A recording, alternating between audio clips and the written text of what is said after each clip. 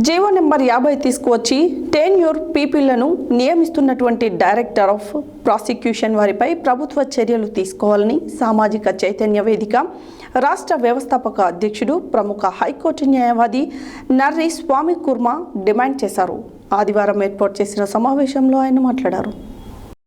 ఆదివారం ఏర్పాటు చేసిన సమావేశంలో తెలంగాణ సామాజిక చైతన్య వేదిక రాష్ట్ర వ్యవస్థాపక అధ్యక్షుడు ప్రముఖ హైకోర్టు న్యాయవాది నర్రి స్వామి కుర్మా మాట్లాడుతూ స్టేట్ డైరెక్టర్ ఆఫ్ ప్రాసిక్యూషన్ పోస్ట్ని ప్రాక్టీసింగ్ అడ్వకేట్లకు ఇవ్వాలని డిమాండ్ చేశారు.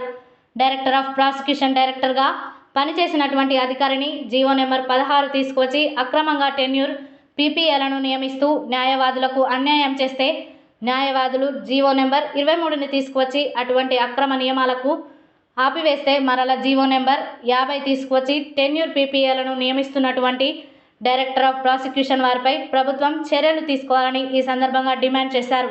ఈ యొక్క కార్యక్రమంలో న్యాయవాదులు మహేష్, మల్లేష్ యాదవ్, శ్రీహరి, శ్రీశైలం యాదవ్, ఉప్పలపల్లి బాలకృష్ణ, తెలంగాణ సామాజిక నివేదిక నాయకులు బోయ అనిల్, వీరస్వామి, లింగస్వామి, కొమురయ్య అనేక మంది పాల్గొన్నారు.